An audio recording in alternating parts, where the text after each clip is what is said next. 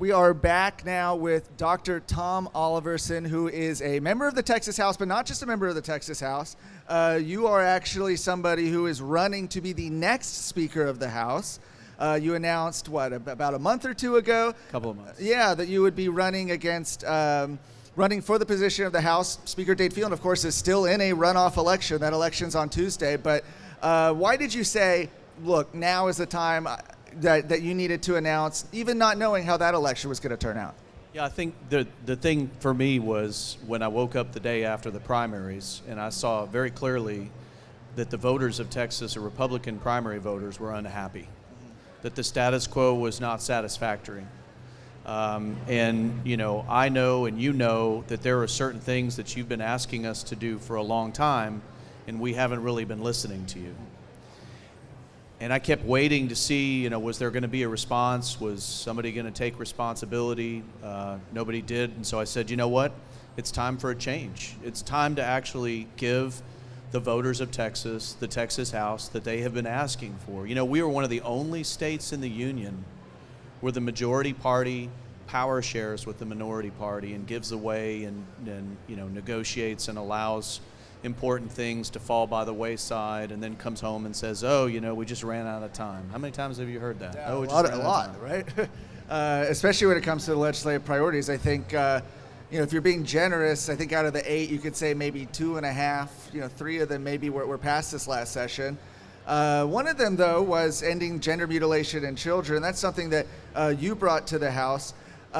You know, was that a hard bill to get through? Because you would think, I think when you talk to voters and you talk to people here, that would be a very common sense, easy thing to be able to do. Yeah. So, sorry, I didn't mean to do that. So yeah, it was hard. I mean, it was a big bill.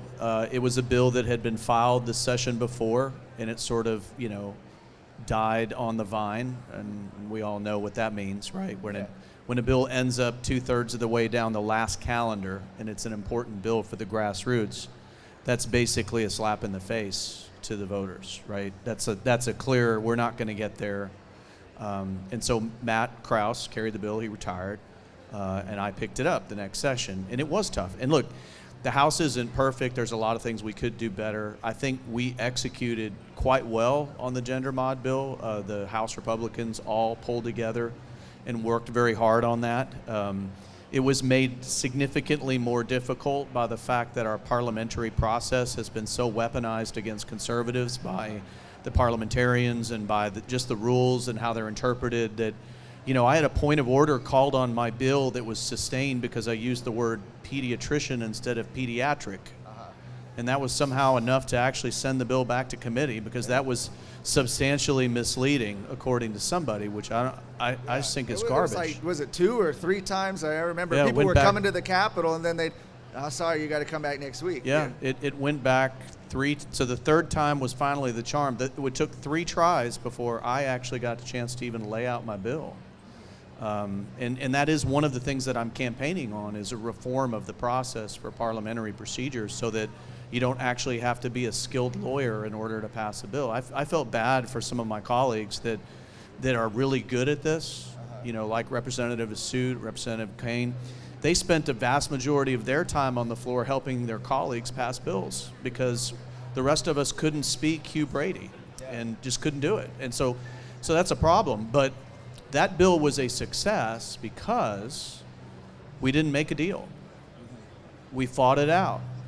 They came up with 12 or 13, I forget what the next number was, of amendments to try to weaken or sabotage that bill, and I shot them down one after another, after another, after another. And the House Republican caucus held together as a group and defeated every single one of those amendments. And the Democrats came and they yelled at us and they called us bad names and they screamed at me and they carried on. And I had members, I remember Steve Toth came to me and he's like, this is terrible. Like, they should not be talking to you like this. You know, I'm so angry about this. And I was like, just let it go. At the end of the day, we're going to pass this bill, and all they are going to get is the angry speeches. Right? That's what they get to take home. So I, as a speaker candidate, as a future speaker, I am not afraid to let the 2 caucuses fight it out. You know, I expect everybody to show up for work, and if people decide to get on a plane and go to Washington, they better know there's going to be some serious problems for them. But I don't care if they want to argue all night about a bill. I mean, I just don't want to see us fall on our sword on legislative priorities that you tell us to pass because we're worried about the temperature of the room and pacifying the minority that may just get angry and, quote, do something. Let me ask you this. A lot of what you're talking about with your platform for Speaker, you're talking about, you know, no Democrat chairs and moving faster on priorities and the parliamentary procedure. A lot of it sounds like we've seen the contract with Texas. They've got 12 points, what they're looking for in a new speaker. What are your thoughts on that movement right now? So I'm very excited about the contract with Texas because, to my way of thinking, I announced, I put out what I thought was the right but an ambitious agenda. I wanted to be the first one out there so that we could set the bar and we could set it high, because I think that's what you've been asking for and that's what you deserve. And what I saw with the contract for Texas is that they took every single one of my talking points, the things that I said are must-haves that I would deliver as Speaker, and they made them their own. And they added to that. But essentially, if you look at what the contract for Texas is, its core principles is exactly what I said the next Speaker should do and what I committed publicly I would do if I was Speaker. Now, there might be a few points on there that we would discuss and need to tweak a little bit, and we would have to work through as a caucus, but the vast majority of everything they said is right here. That's exactly what I'm thinking too. So I'm excited about it. I'm glad that they picked up my statement and made it their own and said, we want to do this too, and this is what we want. And I'm like, great.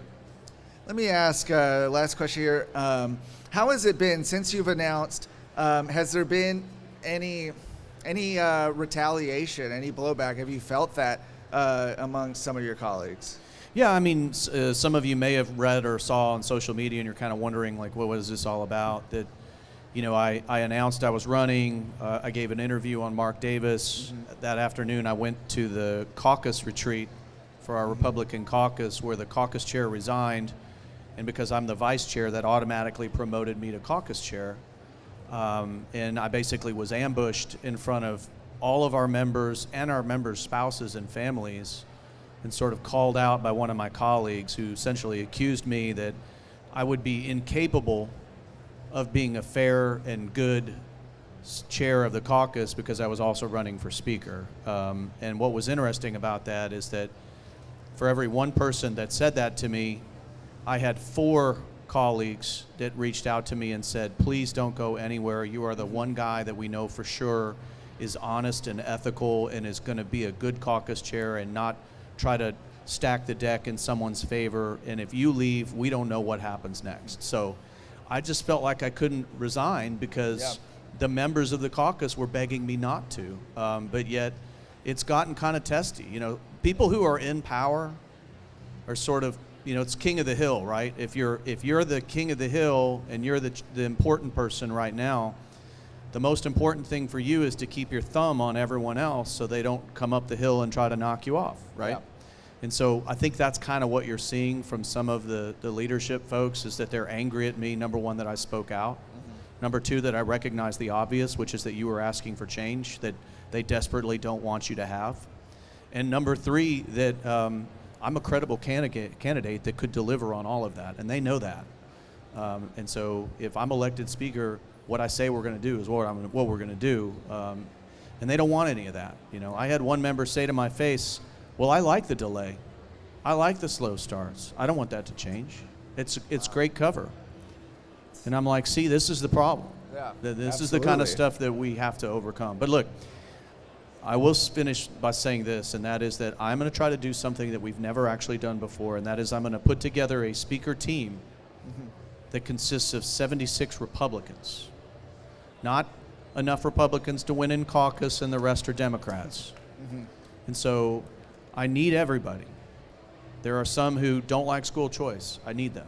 There are some that were happy where they were. I need them. So what we have to do is get the caucus united together behind somebody that's going to say, change is here, we're going to govern as a majority, we're going to stop going home on Thursday afternoon, and the first thing you have to do is explain to your grassroots why they screwed up, or what did your speaker do, or, you know, I got really sick and tired of going home and having to defend what the speaker did or what leadership did or why it didn't do this. It's like, my hope is if I'm speaker, I never put my members in a position where they're having to go home and explain my behavior to someone else. Yeah. Right?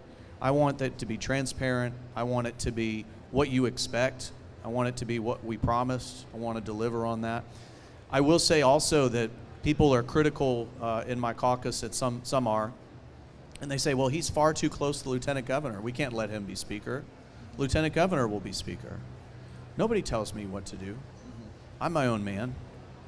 But I have a relationship with the lieutenant governor. He is my friend, and I am his friend. And the fact that the speaker and the lieutenant governor actually get along, is that a bad thing? Is that something we should fight against? No. I actually would like to see the two chambers move forward with mutual respect and admiration and actually cooperate with one another for change. I don't like the idea that the speaker and the lieutenant governor right now literally can't be in the same room with each other. Yeah. That is not helpful for the people of Texas. Their business is left undone when that kind of dysfunction exists. So. Yeah. I hope to put an end to all that. I want to repair that relationship with the Senate. I want those two chambers to move together.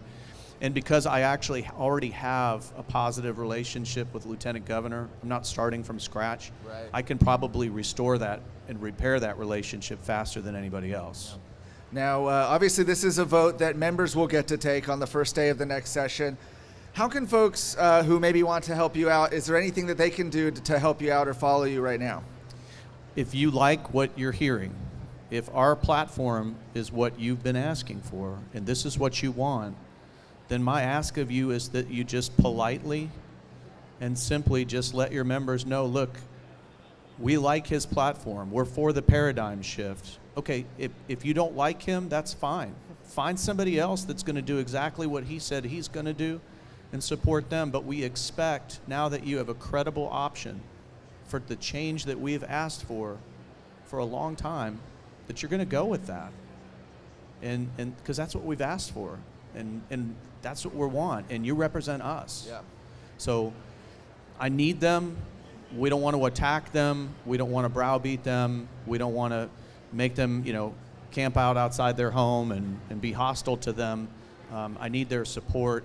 But at the end of the day, this is about you. I'm not doing this. I didn't file for speaker because I wanted to be speaker. I filed for speaker because I felt like you were sending us a message and nobody was listening. And I felt like somebody had to stand up and say something. And if nobody else was going to do it, I'll do it. I will absolutely be that servant leader. And I'll risk it all. And I will stand with you. And I think we'll win. I'm confident that we have the numbers to win this. But even if we don't, I'll hold my head up high and say, at least I listened. At least I was courageous enough to stand up and do what the people asked me to do. So, Dr. Thank you. Oliverson, thank you so much for joining. We'll be right back.